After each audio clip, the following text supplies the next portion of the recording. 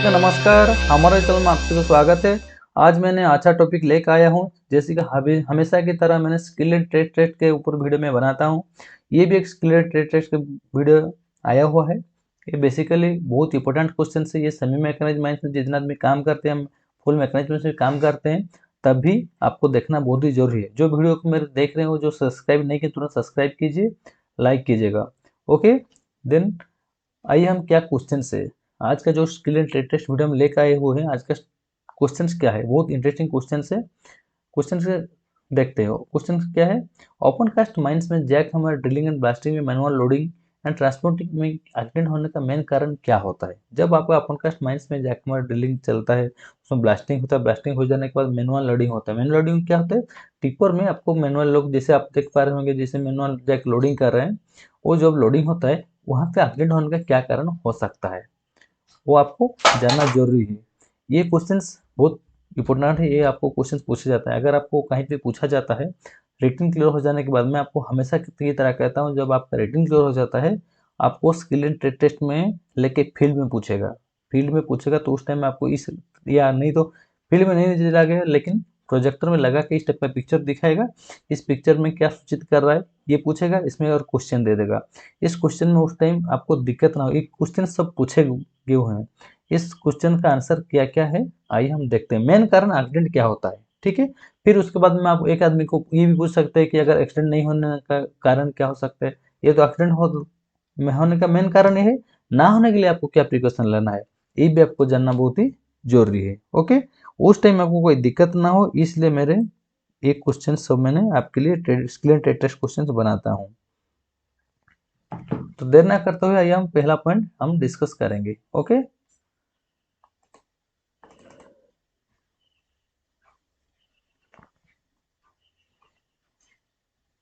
देखिए पहला पॉइंट क्या लिखा हुआ है। पहला पॉइंट देखिए क्या लिखा हुआ है, due to jackhammer drill. Jackhammer drill करने के समय में क्या क्या दिक्कत होता है, वहां पे एक्सीडेंट होने का क्या क्या चांसेस रहता है, और उसमें क्या दिक्कत होता है। अभी तो जैकहैमर ड्रिल बेसिकली बंद हो गया है, लेकिन फिर भी क्वेश्चन पूछ लेता है। तो पहला पॉइंट क्या करे, utmost care should be taken while operating jackhammer drill. It does not have full alignment mechanism which create a lot of fatigue। इसका अर्थ क्या होता है, जैकहैमर ड्रिल का संचालन करने का समय अत्यधिक सावधानी बरतनी चाहिए। इनमें जो आदमी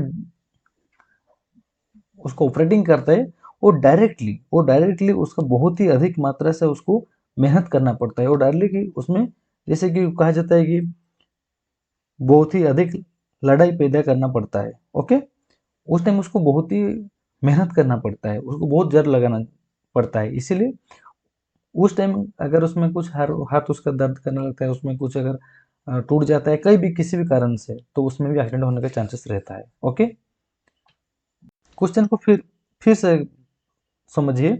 जैकहैमर ड्रिल का संचालन करने का समय, जैकहैमर ड्रिल को जब आप चलाते हैं उसका समय, उस टाइम आपको बहुत सावधानी से काम करनी चाहिए।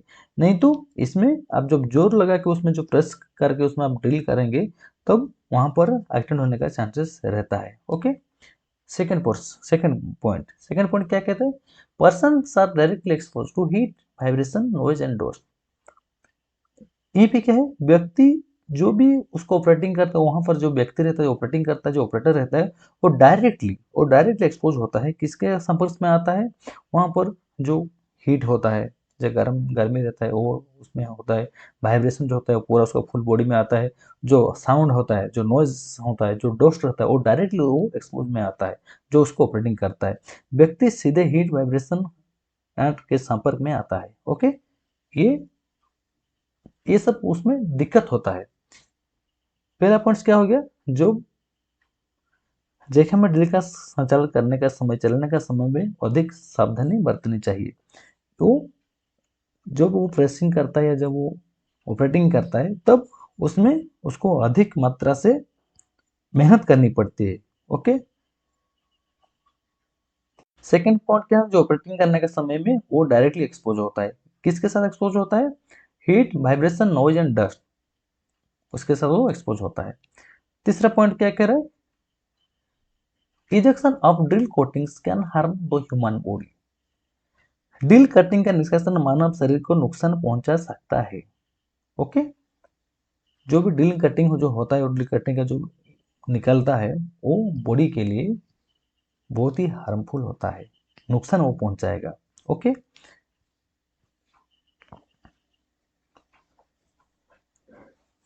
नेक्स्ट पॉइंट क्या है, moving parts are not protected, गतिशील भाग सुरक्षित नहीं है। ओके, आपको क्लियर समझ में आ गया। Due to jackhammer drill, jackhammer drill में क्या क्या दिक्कत होता है, कैसे करना पड़ता है। ओके, अभी देखते हैं उसका नेक्स्ट पॉइंट। नेक्स्ट पॉइंट में क्या है, ड्यू टू ब्लास्टिंग, ब्लास्टिंग में भी क्या क्या दिक्कत हो सकता है। देखिए, को क्या चीज नहीं करने से एक्सीडेंट होने का मेन कारण होता है। Area should be free from person during blasting, जब आप पर जहां पर आपने ब्लास्टिंग करेंगे उस एरिया को पहले पूरा फ्री रखेंगे। जैसे कि मैंने आपको पहले का वीडियो में बता चुका हूँ, कहीं पे भी आप जब ब्लास्टिंग करते हैं, चार्जिंग करने का समय में 60 मीटर रेडियस के अंदर में कोई भी एक्टिविटी नहीं चलना चाहिए, कोई भी व्यक्ति वहां पर मौजूद नहीं होना चाहिए। ओके, उस एरिया को आपको फ्री रखना है। Okay, negligence of obeying SOP during blasting, और क्या कारण से एक्सीडेंट होने का कारण होता है, ब्लास्टिंग का एसओपी को फॉलो नहीं करने से, उसको नेग्लेक्ट करने से वो एक्सीडेंट होने का चांसेस रहता है। Okay, irregular spacing of border, अगर आपने बॉर्डर स्पेसिंग को रेगुलरली उसका जितना रखना चाहिए उतना फॉलो नहीं करेंगे, उसको रेगुलरली मेंटेन नहीं करेंगे, ओके, उसके कारण से भी होगा, क्योंकि ग्राउंड वाइब्रेशन ज़्यादा होगा, फ्लाइट रूट ज़्यादा होगा, वो किसका ऊपर जाकर गिरेगा। इसीलिए जो स्पेसिंग बॉर्डर को आपको ध्यान देना है। Okay, due to less amount of stemming metal use. Okay, और क्या होता है, आपको जब स्टेमिंग करते हैं, जब स्टेमिंग मेटल आप यूज करते हैं, due to less amount of stemming material use, ये क्या कह रहा है, जब आप स्टेमिंग करते हैं, स्टेमिंग मटेरियल यूज करते हैं, कम देने से भी दिक्कत है, ज़्यादा देने से भी दिक्कत है।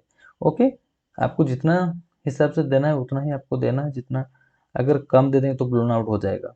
ओके, इसलिए उसके ऊपर भी आपको ध्यान देना है, ब्लोन आउट हो जाएगा तो फिर एक्सीडेंट होने का चांसेस रहेगा, मिसफायर हो जाएगा। Okay, wrong connection procedure of hole during charging, और क्या होता है, जब रॉन्ग कनेक्शन करते हैं, जब चार्जिंग करते हैं, रॉन्ग कनेक्शन कर देने से भी उसका प्रोसीड्योर जो होता है उसमें अगर गलत कर देंगे तो भी आपको दिक्कत होगा। Okay, while not required quantity explosive used in secondary blasting, ये क्या कह रहा है, जबकि सेकेंडरी ब्लास्टिंग में आवश्यक मात्रा में विस्फोटक का उपयोग नहीं किया जाता है तब ये हो सकता है। ओके, फिर से आपको मैं ये समझा दे रहा हूँ, आपको जहाँ पर ब्लास्टिंग करते हैं, चार्जिंग करते हैं, वहाँ पर आपको पूरा फ्री रखना चाहिए, वहाँ पर कोई भी व्यक्ति नहीं रहना चाहिए, कोई भी एक्टिविटी नहीं चलना चाहिए। और क्या है, एसओपी को हमेशा फॉलो करना चाहिए, एसओपी को अगर नेग्लेक्ट करते हैं, उसको फॉलो नहीं करेंगे तो भी दिक्कत है। इरेगुलर स्पेसिंग बॉर्डर होने के कारण से भी होगा, अगर आपको स्टमिंग मेटल कम देने से भी दिक्कत है, अगर पूरा ज़्यादा देने से भी दिक्कत है, अगर कम परिमाण के हिसाब से देंगे तो ब्लोन आउट होने के चांसेस रहेगा। रॉन्ग कनेक्शन का प्रोसीड्यूर करने से, अगर जब चार्जिंग करते हैं अगर कनेक्शन पे आप गलत करते हैं तब भी होता है। ओके,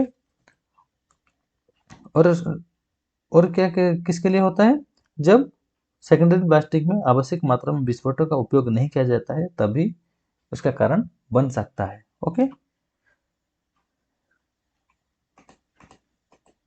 उसके बाद देखिए, due to manual loading, manual loading में क्या क्या दिक्कत हो सकता है। देखिए, deployments of workers who are engaged for loading are more prone to accident due to less awareness, ये क्या कह रहा है, ऐसे श्रमिकों को तैनाती की जो लोडिंग के काम में लगे हैं या कम जागरण के कारण दुर्घटना की संभावना अधिक है।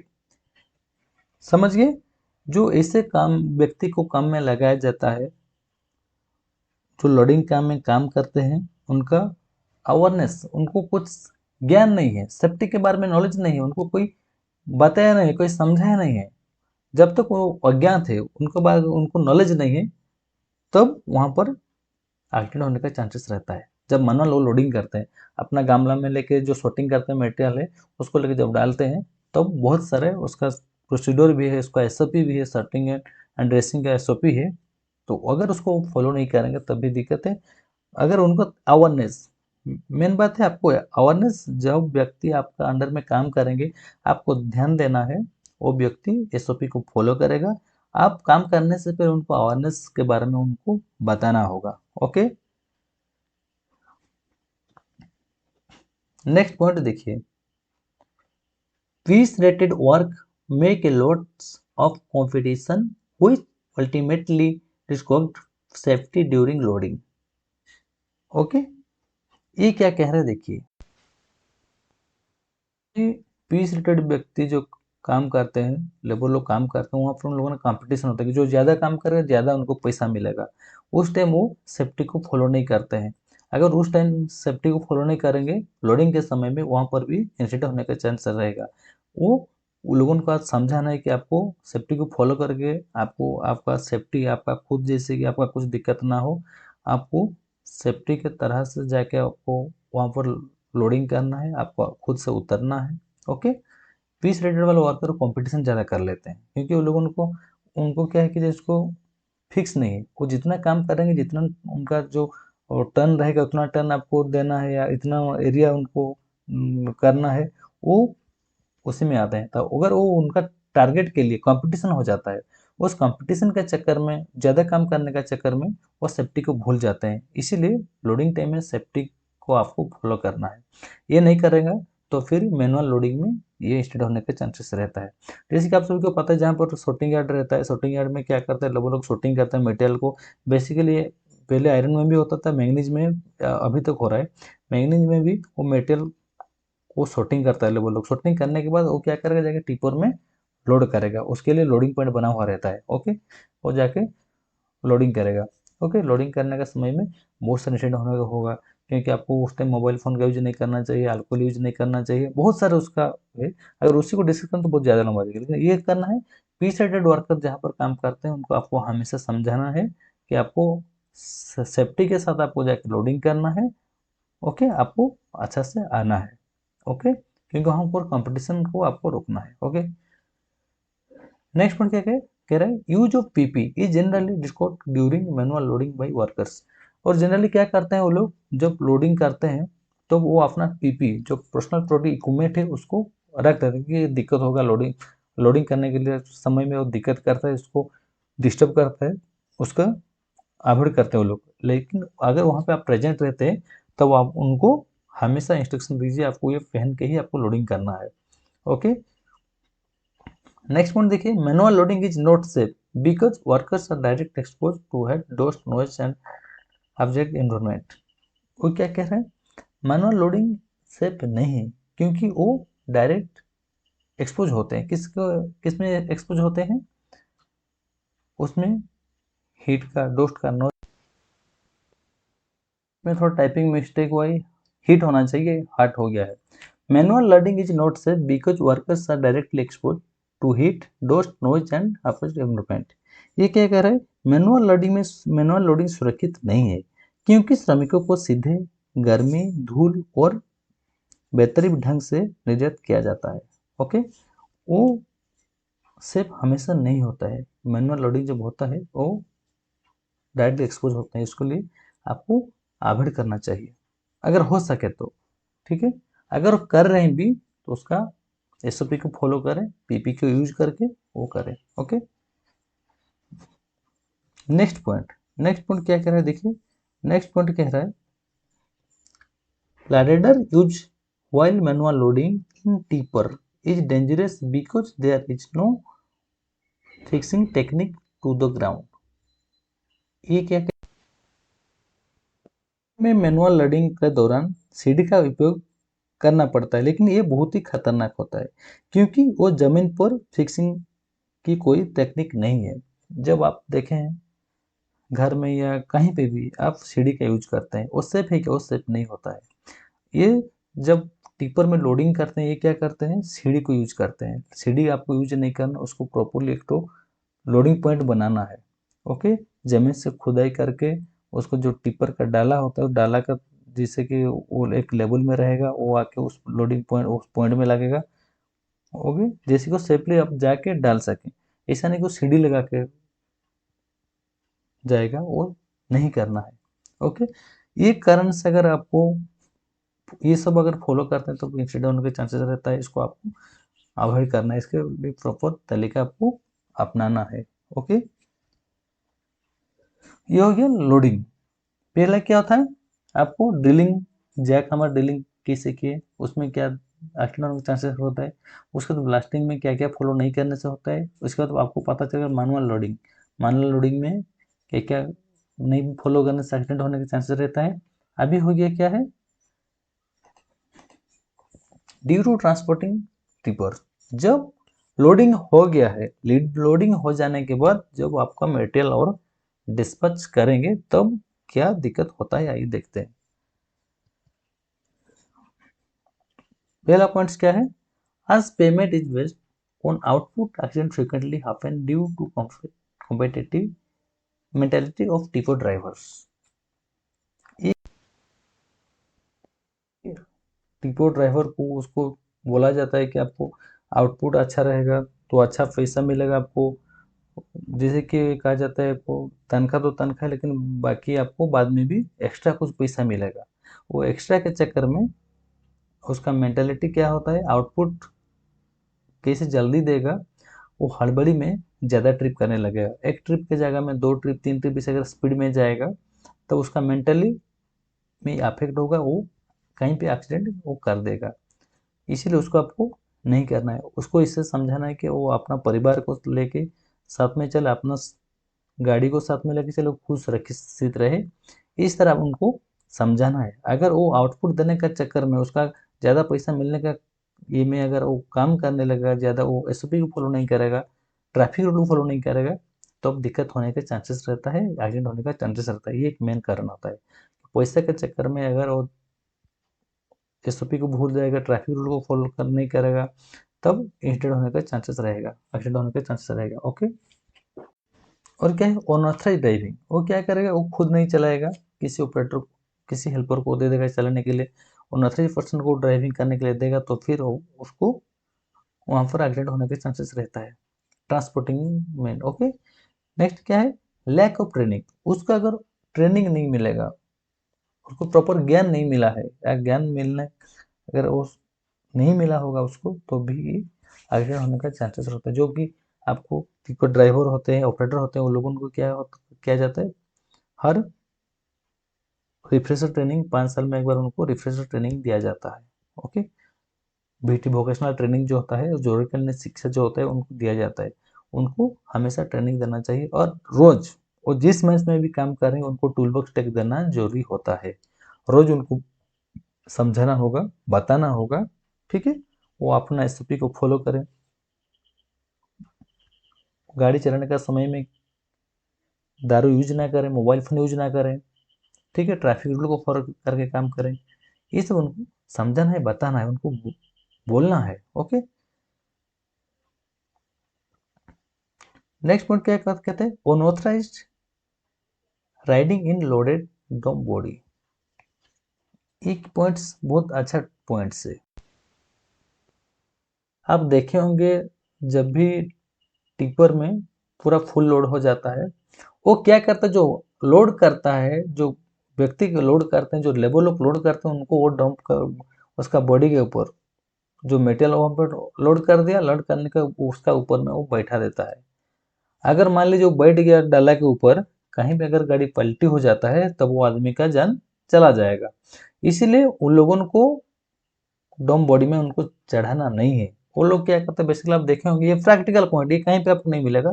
जब वो लोग लोडिंग करता है, लोडिंग करने का समय में वो क्या करता है, बेसिकली डोम डोम बॉडी में चढ़ चढ़ जाता है, डाला के ऊपर में वो चढ़ जाता है मेटेरियल लोड करने के बाद। ऐसा आपको अगर कर रहा है तो आपको मना करना चाहिए, क्योंकि अगर ऐसा करेगा तो कहीं पे अगर पलटी हो जाएगा, कहीं पे टायर ब्रोस्ट हो जाएगा, कहीं गाड़ी का पति टूट जाएगा, कुछ भी अगर हो जाता है, अगर पलटी हो जाता है, उनका जीवन चला जाएगा। ओके, नेक्स्ट क्या आता है, next point, due to failure of brake. और क्या, तो ब्रेक फेलियर होने के कारण से भी टिपर का एक्सीडेंट होने का चांसेस रहता है। Okay, clearance while reversing tipper at loading point. और क्या होता है, अगर जब वो टिपर रिवर्स करता है, बैक करता है लोडिंग पॉइंट में, जब वो आता है लोडिंग के समय में, अगर उसको अच्छा से दिखाई नहीं देगा, सोर्स दिखाई नहीं देगा, तब अगर कोई व्यक्ति वहां पर खड़ा होगा, उसका जो रियर व्यू कैमरा काम नहीं कर रहा होगा, ऑडियो विजुअल अलार्म उसका काम नहीं कर रहा है, कोई उसका व्यक्ति को भी पता नहीं चलेगा, वो आके ठोक देगा, तो वहां पर एक्सीडेंट होने के चांसेस रहता है। और रिवर्स करने के समय में उसको क्लियरेंस अच्छा से क्लियर देखना चाहिए। ओके, और क्या है, due to overtaking and indiscipline attitude during transportation.